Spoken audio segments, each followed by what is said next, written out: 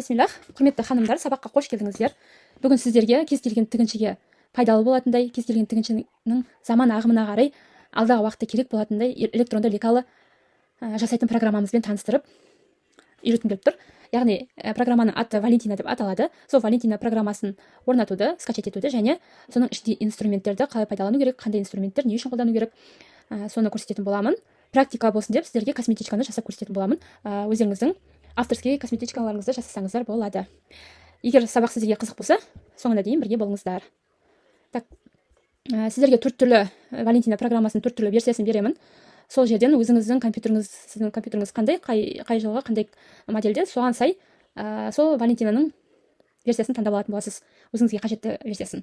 Яғни, егер Windows болса, онда Windows'ты таңдайсыз, егер MacOS болса, онда MacOS'ты таңдайтын боласыз. Яғни MacBook'ты или тағы ішіне қарайсыз, системасын, компьютердің системасына қарап, соған сай келетін версиясын таңдап аласыз. Енді Валентина программасына кірген кезде кірген кезде осындай бізде бет ашылады. Міне, новый дегенді басамыз, новый дегенді басқан кезде, мына жерде тұр, міне, новый дегенді басамыз, новый дегенді басқан кезде осындай так атау шығады. Осы жерге сіз выкройка деген жеріне өзіңіздің жасайын деп жатқан дүниеңіздің, яғни ненің лекалысын жасайын деп жатсыз, соның атауын жазып қоятын боласыз. Біз қазір косметичка жазып қояйық. Міне, мына жердегі бірліктерді ол сантиметрмен қалай береді. Міне, миллиметр бар, дюйм бар, бірақ сантиметрмен қалдырасыз. Және окей деп басамыз. Сол кезде осындай болып бізде ақ парағымыз ашылды. Міне, мына жерде сіздің жасайын деп жатқан затыңыздың атауы тұр. Мына жерде біздің инструменттеріміз, осы инструменттер арқылы біз лекалаларымызды құрастыратын боламыз. Мынау точка инструменті деп аталады, мынау линия инструменті, астында кривая. Әртүрлі өзіңіз қарай берсеңіз болады. Ішінен кіріп танысып, бізге қазір керекті косметичка жасау үшін точкамен және линия инструменттер қажет болады. Осыны сіздерге түсіндіріп, қалай қолдану керекенін көрсетіп жіберейін. Міне, А нүктесі ол бірден ашылып тұрады. Новый выкройка бастаған кезде А нүктесі тұрады осылай. Сол А нүктесінен біз енді төмен қарай түзу сызық түсіруіміз керек. Яғни косметичкамыздың банағы ұзындығын табуымыз керек, Ол үшін мына точка инструменті, бірінші тұрған инструменті, міне, үстінен былай мышкамен апарсаңыз, осылай өзі жазылып тұрады, орысша атауы. Инструмент точка на конце отрезка дейді.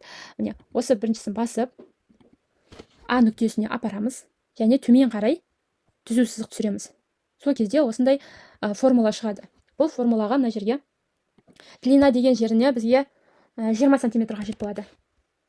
Угол деген жеріне түзу сызығымыз түзу болу үшін 270 градус деп алатын боламыз. Мына жерге 270, бұл градус жазатын жер бұрыштарын. Ал мына жерде ұзындығын енін жазатын. Және біздің базовая точкамыз А нүктесінен басталды. Келесі нүктеміз А1 болады. Ол осылай тұра береді.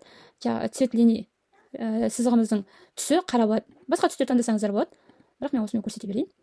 Міне, енді применить дегенді басамыз, окей дегенді басамыз, сонда осылай бізде дайын болды. Енді мына жердегі уместить дегенді бассақ, міне, А және А1 нүктеміз көрінді.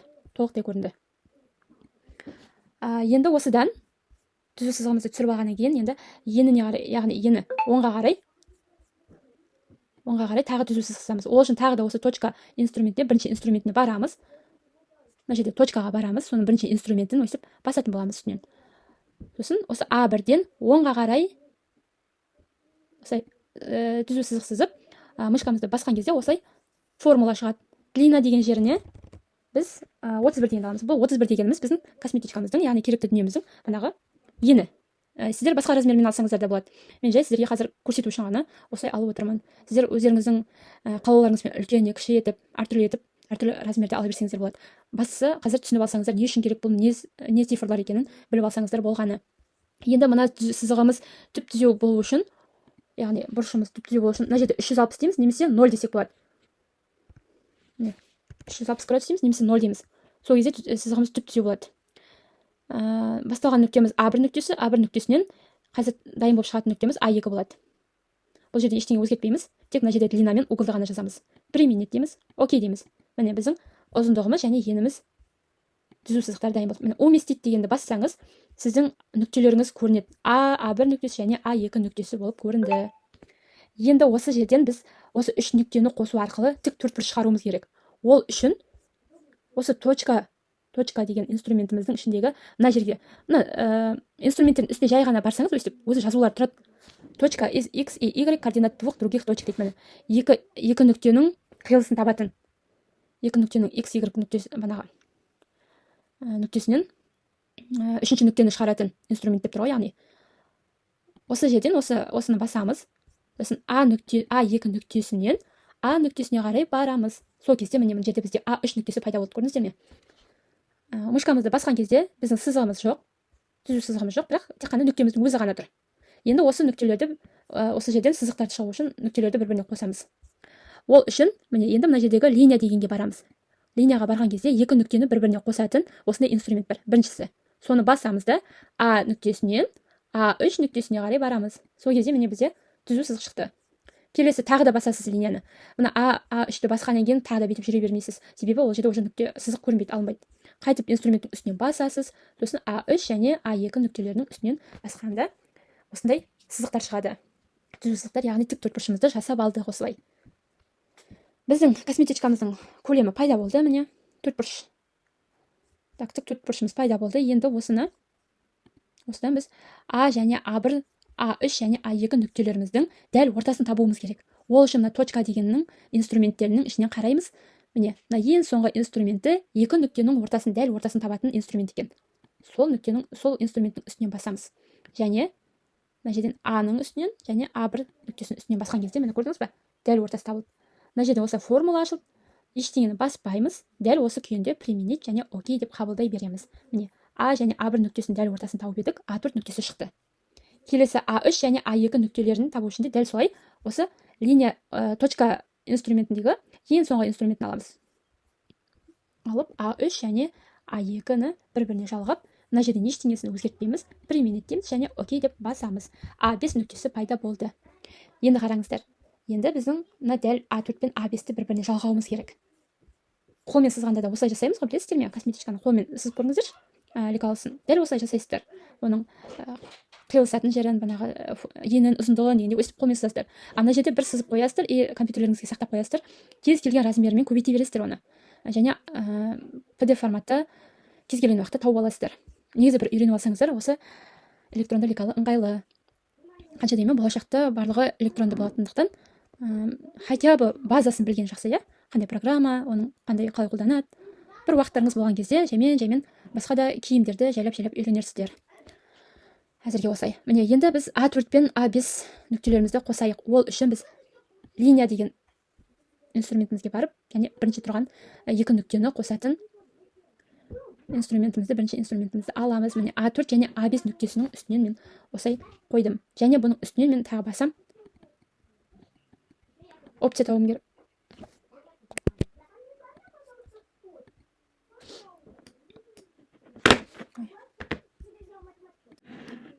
А4 және А5 нүктесін тапқаннан кейін біз опция дегенді басамыз. Яғни линияның осы сызықтың үстінен тұрып, мышқаңызбен бассаңыз, осылай параметр шығады. Сол параметрдің үстінен бассаңыз, міне мына жерде осындай формула шығады. Мына жердегі тип линия дегенді басыңыз. Сол жерде мына жерде үзік әртүрлі сызықтарымыз бар. Мына бір тұтас түзу сызығымыз бар. Бізге үзік тұру керек, соны таңдап аламыз. Точка болып тұрған сызығымызды таңдап аламыз да, применить дейміз және окей дейміз. Сол кезде міне біздің сызығымыз мыналар бір тұтас түзу сызық болса, мына жерде үзік сызықпен шықты. Енді мына жерден тағы да нүкте шығаратын боламыз. А және А3-тің арасынан және А1 және А2 нүктелерін қақ ортасынан бөліп нүктелер шығаратын боламыз. Ол үшін тағы да точка инструментіне барамыз. Осы жерде міне екі нүктенің дәл ортасын табатын инструментімізді аламыз. Мына жерде ең соңғы точканың ішіндегі ең соңғы инструмент. Сосын А-ның үстінен, А нүктесінің үстінен және А3 нүктесін, А және А3 нүктесін қосқан кезде міне қақ ортасынан келесі нүктеміз шықты. Мына жерден применить дейміз, формула шықты, ештеңе өзгертпейміз, применить басамыз және окейді басамыз. Сол кезде міне бізде А6 нүктесі шықты. Енді А1 және А2-ның дәл солай ортасындағы нүктені табамыз. Ол үшін тағы да точка инструменттің ішінде ең соңғы инструментті алып, А1 және А2 нүктесін қоссақ, осылай өзі қақ ортасы шығады, формула шығады, ештеңе өзгертпейміз. Применитті басамыз және окейді басамыз, сонда А7 нүктеміз шықты міне. Енді қараңыздар. Мына жерден А6 және А7 нүктесін бір-біріне қосатын боламыз. Линияға барамыз. Линияның ішіндегі бірінші инструментті аламыз. Екі нүктені қосатын инструмент. Линияның ішіндегі бірінші тұрған инструментіміз. Міне А және А7 нүктелерін қостық. Міне бұл А6 және А7-ның арасындағы сызықты да мына жердегі сызық секілді үзік сызық етеміз. Ол үшін тағы да осылай мына сызығымыздың үстінен басамыз. Сол кезде параметрі кейбір адамдарда опция деп шығады. Соның үстінен басқан кезде осылай формула ашылады. Ештеңесін өзгертпейміз, тек тип линия дегенге барып, осының үстінен басып, мына өзімізге керекті үзік сызықтың түрін таңдап аламыз, және применить басамыз, окей деп басамыз. Міне, бізде үзік сызықтар пайда болды. Көрдіңіз бе?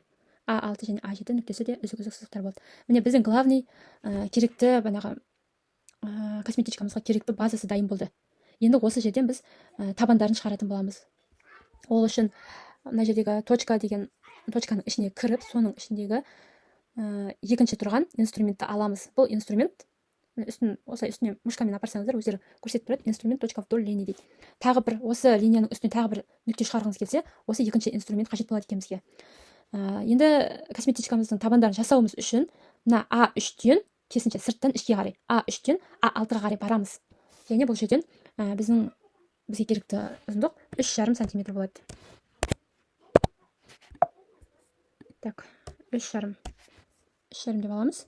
Және применить. Окей. Мені көрдіңіз бе? Сол кезде А8 нүктесі бізде пайда болды. Келесі жағында, төрт жағында солай жасап шығамыз. Сырттан ішке қарай. Міне, А8 нүктеміз таптық. Енді келесі тағы да осы точканың ішінде екінші инструментті аламыз. Сызық үстінен тағы да нүкте шығару инструменті. Содан алып, енді А6-дан А3-ге қарай барамыз. Бұл жерде де 3,5 см. Барлығында бірдей размер 3,5 см применить және окей деп басамыз. Міне, А9 нүктеміз дайын болды. Мына торлардың барлығына осылай әрбір тордың ішінен екі нүктеден шығаратын боламыз. Міне, тағы көрсетейін. Точканың екінші инструментін аламыз. А6-дан А-ға қарай барып 3,5 см деп жазамыз. Применить және окей. Келесі точка инструментінің ішінде екінші инструментін алып, А-дан А6-ға дейін барып 3,5 см деп алатын боламыз. Применить, окей. Осылай барлығын жасап шығамыз. Мына А1, А7-ні де, А1, А2-ні де жасап шығамыз. Тағы да точка инструменті А1 және А7 3,5 см. Применить, окей. Точка инструмент, екінші инструменті А7 және А1 3,5 см. Применить, окей.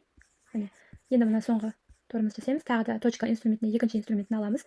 А2 және А7 3,5 см. Применить, окей. Және келесі тағы да қайтып барып инструментіміз алып, А7 және А2 3,5 см. Применить, окей. Міне, бізде табандарымыз дайын болды. Барлығы 3,5 см-ден ішке қарай нүктелер таптық. Енді осы табылған нүктелерден біз перпендикуляр ішіне қарай 4 см түсіруіміз керек. Яғни, мына жердегі точканың ішіндегі мына астында екінші тұрған инструмент перпендикуляр. Мышкамен барып осылай үстіне қойсаңыздар, жазылып тұрады. Инструмент точка перпендикуляры. Соның үстінен басамыз. Және мына жердегі А3-тен А8-ге қарай.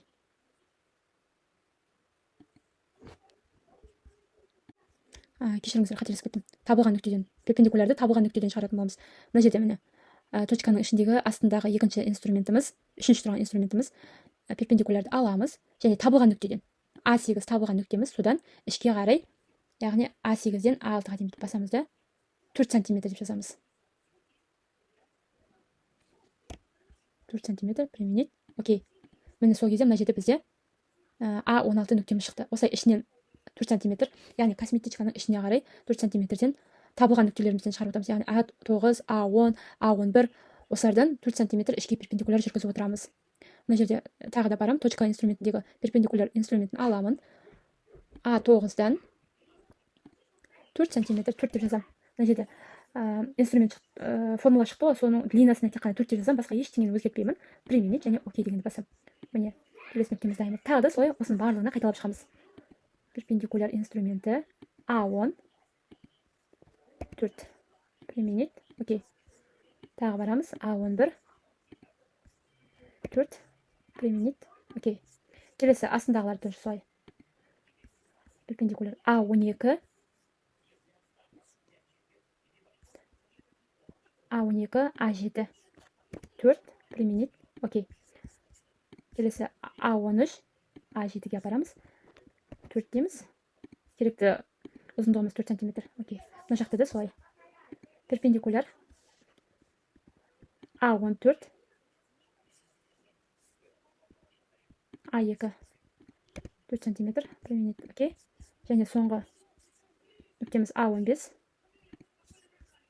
4 см применить. Окей. Міне осылай барлығынан 4 сантиметрден ішке қарай жасап шықтық. Енді осы жердегі сызықтарымызды бір-біріне қосып өтетін боламыз. Оларды бір-біріне қосу үшін линияға барамыз. Линияның ішіндегі бірінші инструментті аламыз. Және осы табылған А19, А18-ді бір-біріне қосамыз. Келесі линияның бірінші инструментін алып, тағы да А17 және А16 нүктесін бір-біріне қосамыз. Келесі тағы да мына жерде А20 және А21 нүктесін бір-біріне қосамыз. Тағы линиямыздың бірінші инструментін алып, А22 және А23 линиямызды бір-біріне қосып шығамыз. Міне сонда бізде осындай выкройка дайын болды, шықты. Енді бұдан деталь жасау үшін сіздер өздеріңіз практика жасап, осы программаны скачать етіп, осы мен айтқандай, мен көрсеткендей инструменттерді пайдаланып жасап көрсеңіздер, практика жасап көрсеңіздер, түсінесіздер. Қазір мүмкін не айтып кетті деп ойлап отқан шығарсыздар, бір нені қайталай берді ғой деп. Бірақ жасап көрсеңіздер ғана түсінесіздер. Мынандай нәрсе екен ғой, қолмен сызғанда да осындай еді ғой деген сияқты қылып. Бірақ бұл қолмен сызғанға қарағанда сіздерге әлдеқайда пайдалырақ болады. Басқа да размерлер керек болса, тек қана бір кнопканы басу арқылы өзгерте бересіз. PDF форматта сақтап қоясыз, жоғалмайды дегендей қағазға сызып отырмайсыз.